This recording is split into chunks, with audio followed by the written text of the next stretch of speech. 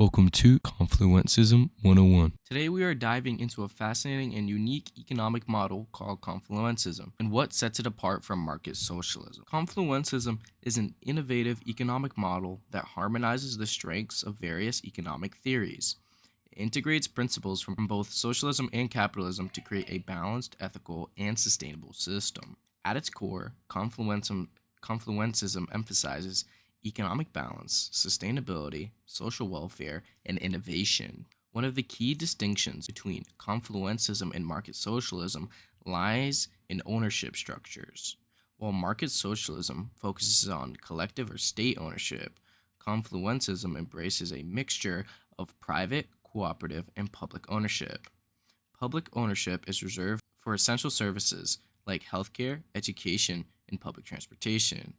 Meanwhile, other sectors can thrive under private or cooperative ownership, where the private ownership would be for businesses around 15 and under, like employees, because when there's over 15 employees, you can see a larger extraction of wealth from those workers going to the business owner. Because usually with smaller businesses, it's usually a tighter knit community with those workers. But when you get larger and larger, like Amazon, for example, um, you'd have to work 100 lifetimes to even make what Jeff Bezos makes in a year. You know what I'm saying? So it's like those workers in those larger corporations, they're treated a lot worse compared to those smaller businesses. So it's those small businesses like 15 and under or 10 and under, they're not really the problem. It's those larger corporations that need to be transitioned into a cooperative and fluctuating ownership model. Both confluencism and market socialism use market mechanisms, but they approach ethical practices and social welfare in different ways. In market socialism, market mechanisms allocate resources and determine prices, but these prices are often adjusted based on social costs and benefits to ensure fairness. An example: imagine a factory producing goods. In market socialism, the prices for these goods would reflect not just market demand, but also the social and environmental costs associated with production. This ensures that economic activities align with social welfare goals. Confluencism also uses market mechanisms, but with a stronger emphasis on ethical practices and social welfare. It includes specific regulations and incentives to ensure that businesses operate ethically and contribute to the well being of society. In confluencism, a business might be required to adhere to ethical labor practices and environmental standards. Essential goods and services, such as medications, may have regulated prices to ensure affordability. Moreover, ethical business practices are enforced through incentives and regulations, ensuring fair labor and environmental sustainability. In market socialism, the profit motive involves redistributing profits among workers or using them for social welfare. The focus on equitable distribution rather than profit maximization. A cooperative business shares profits among its workers or funds community projects, ensuring that all workers benefit from the success of the enterprise. Confluencism uses a fluctuating ownership model, where the more you contribute to the business, the more you earn. This doesn't mean that others make less, but rather that everyone is paid based on the value that they bring to the company. Additionally, people can save their money in the CWF, or the Community Wealth Fund, which acts like a bank that invests into businesses or projects that have a return on investment. The CWF is managed by professionals who make investments that benefit the community. When individuals withdraw profits from their accounts, a 10% tax is levied specifically on those profits, not their actual savings. This tax revenue funds essential goods and services such as healthcare, education, and infrastructure. Imagine employees at a local bakery saving their money in the CWF. The CWF's professional managers invest these funds into community beneficial projects. When employees withdraw profits from their CWF accounts for personal use, a 10% tax on those profits is applied. This tax revenue then goes towards funding local public services such as healthcare clinics, educational programs, infrastructure projects, benefiting the entire community. Of course, there's so much more. I've talked about the CWF a pretty good amount in my synthesis of capitalism and socialism video. And you can look at that, or you can look at the actual community wealth fund video. Confluencism prioritizes accessible, high quality social welfare.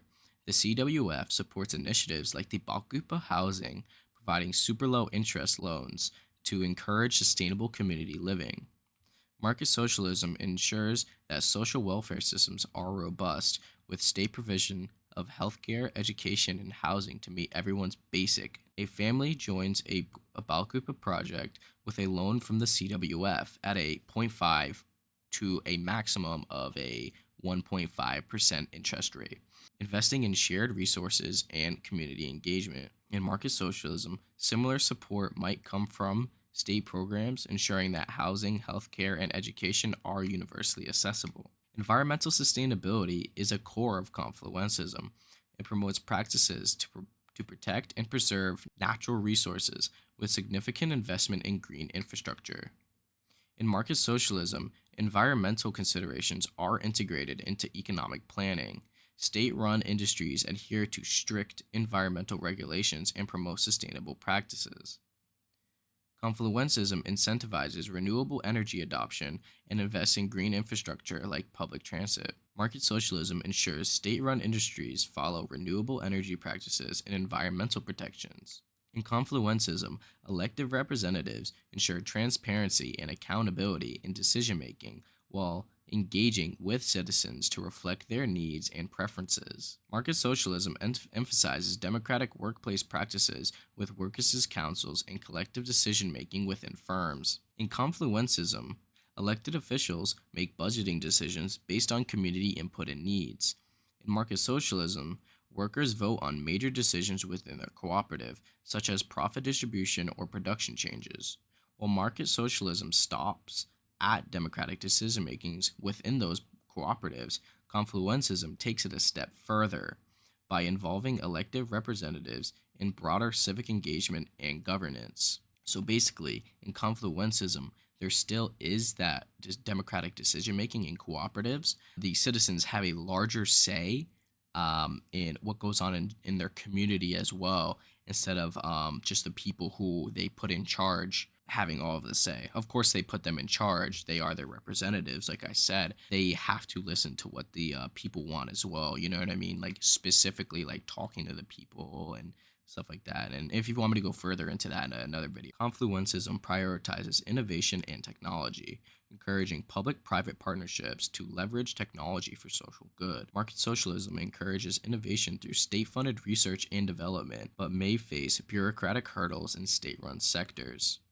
In confluencism, a public-private partnership develops renewable energy technology, combining state-run support with private sector expertise. In market socialism, state-run research institutes focus on developing new technologies, but innovation may be slower due to those bureaucratic processes. Education in confluencism is free and accessible, emphasizing lifelong learning and critical thinking. Open access to knowledge is promoted. Market socialism provides publicly funded education to promote social equality and ensures universal access. In confluencism, universities offer free courses to promote continuous learning. In market socialism, education is universally accessible with a focus on vocational training and equal opportunities. Of course, in confluencism, you can still have those vocational trainings, but usually they would be universally accessible, but usually they would kind of go into those TBI or transitional basic income, like not incentives, but like social safety nets. Because if somebody goes from if they lose their job in a vocational like trade job, usually will have them either move into something they actually are passionate about, or they'll probably move in realistically to another trade job. Confluencism promotes equity and inclusion without granting special privileges. It ensures fair opportunities for everybody. Market socialism addresses systemic inequalities through state policies and affirmative action programs to ensure equal representation. In confluencism, everyone benefits from those low interest loans for Balkupa housing, providing affordable and sustainable living options. In market socialism, state policies ensure equal representation and access to resources for marginalized communities. Both confluencism and market socialism aim to make their national industries better and more self reliant.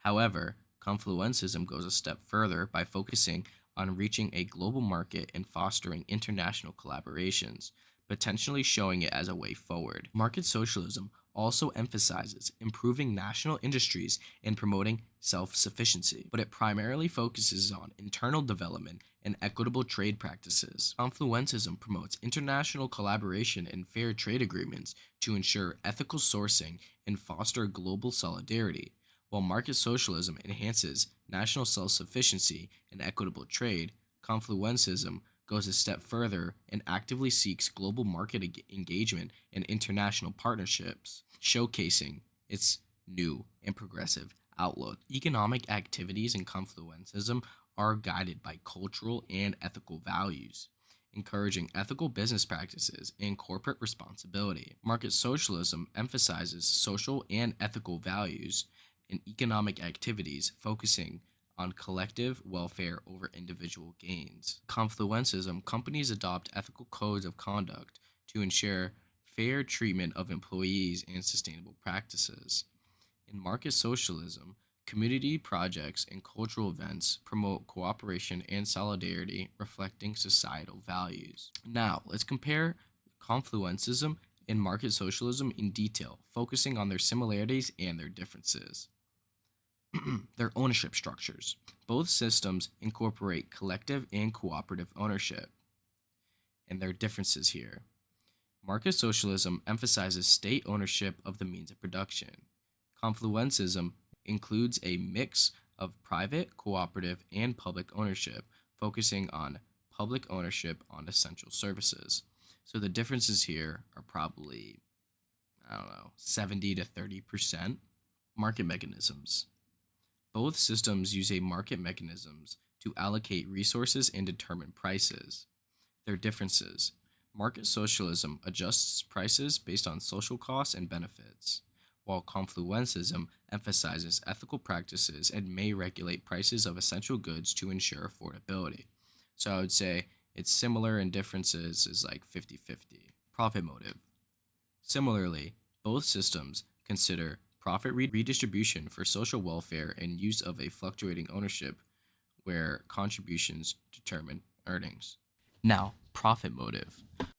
Both systems consider profit redistribution for social welfare. Now, their differences. Market socialism focuses on equitable distribution among workers, often through cooperative ownership and profit sharing. Confluencism uses a fluctuating ownership model where contributions determine earnings, and community wealth funds where individuals can save money and withdraw profits subject to a 10% tax that will be used for public goods and services. So I would say the differences here is about like 70% different, 30% similar. Economic balance. Both systems aim to merge aspects of socialism and market dynamics. Market socialism leans more towards social ownership and state control.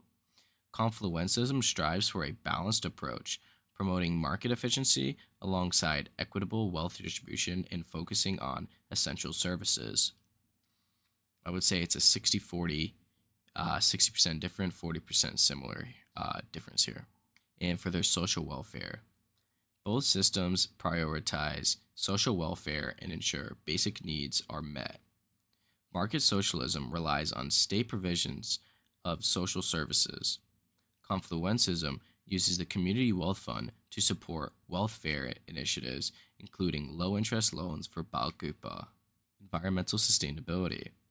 Both systems integrate environmental sustainability into their frameworks.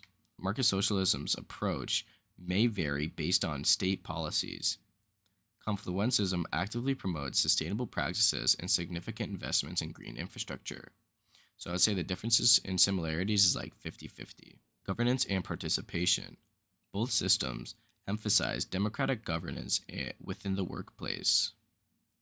Market socialism focuses on workers' councils and collective decision making within firms.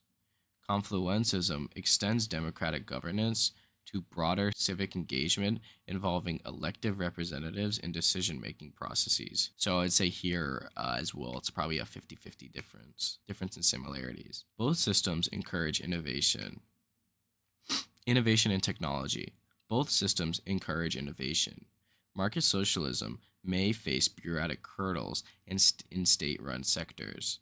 Confluencism prioritizes public private partnerships and leverages technology for social good. I'll say the difference here is like a 60-40 split, 60% different, 40% similar. And of course, here, these numbers I'm kind of just like throwing out there.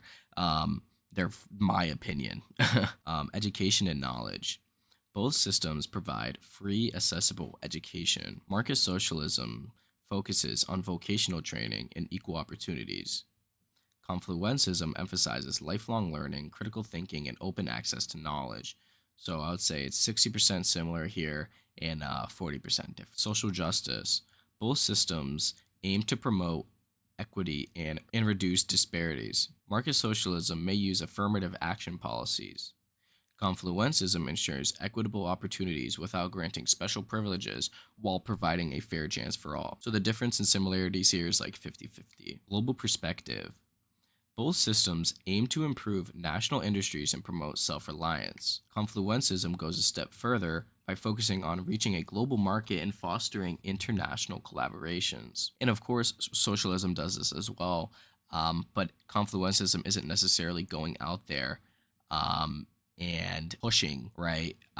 Pushing a confluencism like revolution in other countries or something. The best way to go about even reaching a confluences society would be through revisionism rather than a total revolution, right? At least in the US. Realistically, transitioning to a confluencist society would need to happen in a developed country. So if a confluencist government wants to even help a second or third world country come to transition into a confluencist society and economic model, they would need to start to develop this country and let it become a developed country, and then allow it to transition into that confluencist structure. But here with the global perspective, I would say it's like a 50-50 difference. Cultural and ethical values. Both systems are guided by social and ethical values. Market socialism emphasizes collective welfare. Confluencism integrates cultural and ethical values into economic and social frameworks, encouraging ethical business practices and corporate responsibility. So again, the difference in similarities is like 50-50. Confluencism stands out as a unique and innovative economic model, combining elements from various theories to create a balanced, equitable, and sustainable society.